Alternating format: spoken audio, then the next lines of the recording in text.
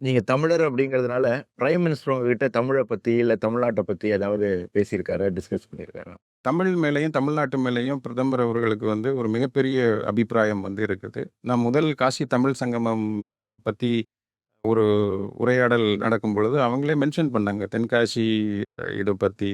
And Tamil இவ்வளவு பழமையான மொழின்னு, நீங்க எந்த மேடையில பார்த்தாலும் தமிழ பத்தி எப்பல்லாம் ஒரு சொல்றதுக்கான வாய்ப்பு வருதோ, அங்க எல்லாமே மாண்புமிகு பிரதமர் அவர்கள் தமிழின் பெருமையும், தமிழ பத்தியும் அவங்க கட்டாயமா பேசுவாங்க.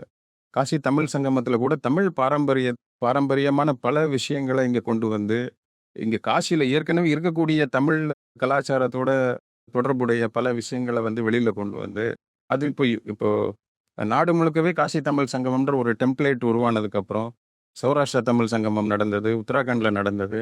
ஸோ தமிழ பத்தி, தமிழர்கள பத்தி தெரிஞ்சுக்கணும் அப்படிங்கிற ஒரு ஆர்வமும், ஒரு பேச்சும் சரி என்ன இது நம்ம தென்னோரத்தில இருக்கிறதால, நெறைய தமிழ்நாட பத்தி ஒரு டிஸ்கஷன் வருது. பொதுவாவே மദ്രാസിன்னு தான் சொல்லுவாங்க. அத பத்தி ஒரு பார்வையே மாறி இருக்குது.